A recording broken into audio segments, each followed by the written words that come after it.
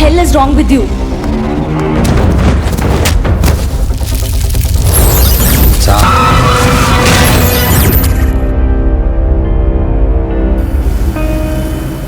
Hello, I'm Basundhara from Gangs of Cinepur, and today we have Neethu Shetty with us, who is here to talk about herself and her new film 1888, which is directed by Sourabh Shukla, and it is currently streaming on the OTT platform Movie Sense on a pay-per-view basis. So, hi, welcome Neethu. Hi. How are you doing? I am doing very good and I'm happy to be here today. Great to see you. Great to see you too. And so I just wanted to start by talking about this new film you have acted in, 1888. Yes. And I understand that it is an independent film which has adapted the way of guerrilla filmmaking, yes, which is about, for people who don't really know what it is a kind of filmmaking where you make do with whatever resources you have available, and that requires a lot of presence of mind and brainstorming, and it is not really something easy to achieve. So kudos to the director for pulling off something like that, and the film is really good, so you should go check it out. So how was your experience in working in a film like this, where things are very challenging and it's not really the best situations to work in? I mean, what was your experience as somebody who has been in the field for a while and have acted in many Right. So when I began my career, it was, we used to have these Ariflex cameras, where we were trained to work with the whirring sound of the reel, so we had to be very careful not to waste the magazine. So I come from that school when, we started working then, and then it came to the digital thing and everything. And now it was like, when Saurabh was like, so, we're not going to have all those things that you're used to, the set and the set boys and everything, nothing like that. For me, it was pretty easy because I think as an actor, we somewhere also have, we have adapted a way of, adapting to characters. So, which means not just the character, we will also adapt to the place we are in, to the location, to the team and everything. So, I really had a very good time because it didn't feel like I had to put on a particular thing. It was more like, be this actress, the character that I'm playing, Sandhya Shetty, just be her and just be about it, just go about it. It was like that. Yeah, that's great. And because after watching the film, I realized that your character itself was a challenging role to play, because it's not a very, character that might be easily loved by people. Yeah. So it's a kind of a negative role because you're playing an actress turned politician who is also corrupt. So the film is based in the backdrop of demonetization, which happened in 2016, and you were trying to safeguard the money that you have, and you claim that, okay, I have earned so much money with my hard work, and I must preserve it by any means possible. So what took you to get into a character like that, and how did you channelize that inner, dark, corrupt person? Every one of us. Well, yeah, so the first thing was my grouse was that Saurabh's been my very close friend for many years now. We used to train under the same sensei earlier, okay? And then he comes to me with a script, and all that he has to tell me is, you play the baddie in the film. So he thought of me as a baddie person for the film. So that was one thing. But actually, there are 2-3 things here. When it was announced that I'll be playing this actress turned politician, at that time in the Kannada film industry also, there were many actresses who were trying to, get into politics. So all the, the media friends were all of them were like, who are you actually playing? Like, so they thought this was modeled upon someone. And then some people thought it was on the, it was about another big personality from Tamil Nadu. But whereas she's an actress who not just wants to preserve money. You put it very nicely. She's not just someone who wants to preserve the money. She's like, if I can't have it, I will not share it with anybody. So that makes her a more, cold and a wild person. There was a scene where the people suggested you can just give it to poor people instead. Yeah. So she's like, no.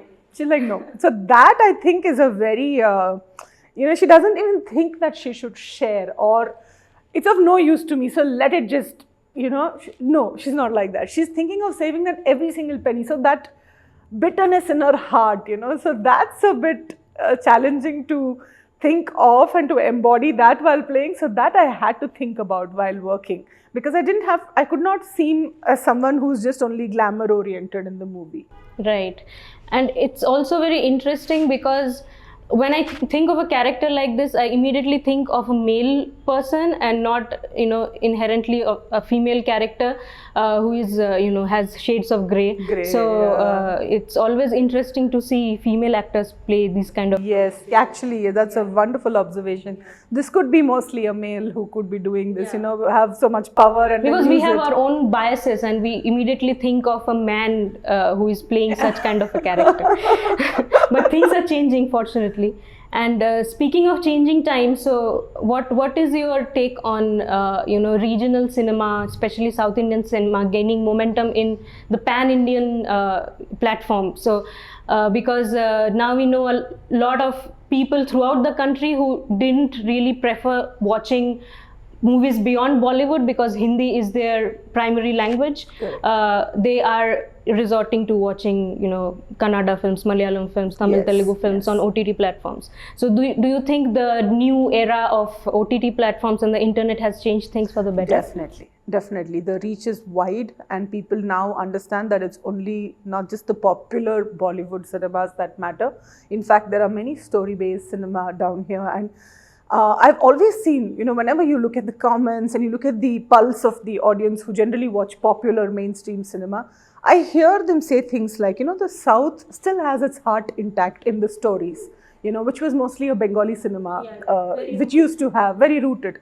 So here when you come down South, you will see that every superstar, everybody is rooted to their nativity, whether it's Kannada, whether it's Telugu, any of the languages here. So I think that's a very endearing thing for the mass audience also now. They get to know so much about us, and they also somewhere are not rigid in their hearts that okay, it's only us. Now they know that pan-India means pan-India inclusive. So it's a good time, I think, for all of us. And it's also not just these mass films like KGF and Kantara, but also smaller Kannada films have also been, popularized by OTT. Soft slice of life films like Charlie 777 or Sapta Sagarada Cello or, romantic stuff. So I think that is really nice, even though if it's not like they get released all over the country for everybody to see, but once they are on OTT, they really become popular. Yes, the awareness is there. The OTT platforms have made that possible. Yeah, but unfortunately, I haven't really seen original Kannada content being picked up by OTT so readily, which is done in the case of Tamil, Malayalam.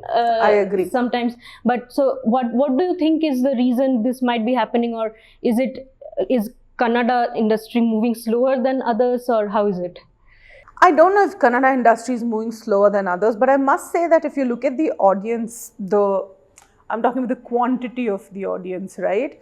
So we have it mostly only in Karnataka, whereas if you check out a Kerala film industry, then they have audience even in the Gulf, and they have, far and wide. Of course, we have Kannadigas living everywhere, but it's pretty much scattered, and the community is probably not so much film oriented that much, as much as you see. For us, for example, I come from this place called Mangalore, where they still do Tulu films, okay? And Tulu films has a very small market here in Karnataka, which is only in Mangalore. But Tulu films are watched in places like Kuwait, Dubai, everywhere else, because there are so many Tulu people, and they form the community over there, which is, they want to be rooted wherever they are. So probably I'm not saying that we are not rooted, but I'm just saying that the other population is rather more compared to, this is my way of looking at it, I might be totally wrong, forgive me for that. That is one thing that I see, but apart from that, I don't know why there is this kind of a treatment. I think our director would probably have a better idea, because I have not worked with the technical aspects and I have not worked with the marketing teams as such to understand what's the pulse of the thing. But it's very true and it's very unfortunate, and I would really say that that's not the right thing, because our movie industry has stood its time for so long and it's always flourishing. So I don't see any reason why somewhere there is like a second-hand treatment over Yeah, definitely. Even I sometimes go back to these old films of Girish Karnad and all. So I really like watching them. They were so ahead of their times. And Kannada and cinema, very well made. Exactly. They have a great heritage from the beginning itself. So I think if people are exploring everything else at this moment, they should actually go and explore truly everything that is there to explore. Yes, I agree with you, and though I don't know the exact reason, But I have heard from my team that, that when it comes to Kannada films, the probably the market and things like that, they always say, oh, the market size is not like Tamil and Telugu and everything.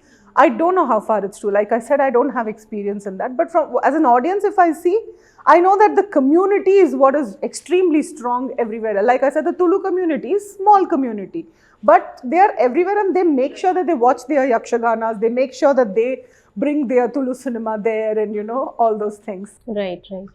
So since we are in the topic of talking about other film industries, I know you have also acted in a Malayalam film with Mohanlal sir, photographer, right? Yes. And I think in another Tamil film also. Yes, it was very long ago. Yeah. So what is your experience working outside the Kannada film industry, and what do you think is the difference in how people approach filmmaking, or what is the basic difference you have noticed in these places? One thing, when I started working here, it was very easy for me because I was like the darling of everybody. Like most actresses are. It's like our home ground. So we go to the set, we are like talking in our language and we are comfortable. Okay. So when we go to another place, obviously the language, because I have no idea of Malayalam, though my grandmother had a little bit of Malayalam background, but I never had the linguistic skills. So language learning is something where, we have to put our complete focus on. When I'm working with somebody like Mr. Mohanlal, Padma Shri Mohanlal, I obviously don't want to, be not be ambitionless and just be like, I don't know anything, right? I have to put my best. That's one thing. Another thing is, I have observed when I worked in Malayalam film, they pay a lot of attention to real. They don't even want you with makeup and things like that. Yeah, they don't care whether you put makeup on, whether you have pimples, you have dark circle, they really don't care. That I have not seen that much of thing in the Kannada film industry.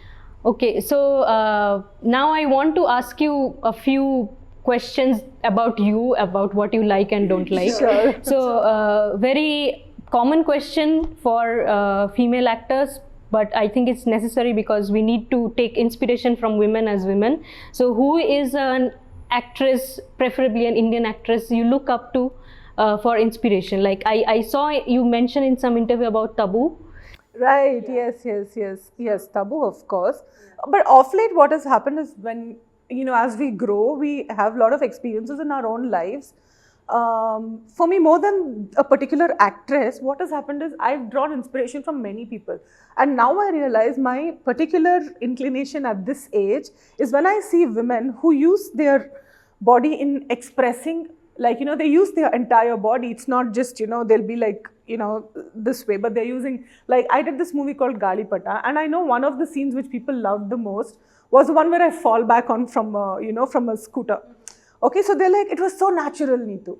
So I see that. I also appreciate that. If I see a Sophia Vergara jumping into the water with a dress like this and everything, and she's bringing in comedy with her body and everything, I appreciate when people are so free with their body, uninhibited with their expressions, Yeah. So right now, I can't really say who. I'm not able to say that because many actresses I don't connect with today for today's times, because it's all about being, super skinny and being a model looking person. And most of them look pretty much the same, So I prefer when heroes included, when they really use their body to, involve the audience rather.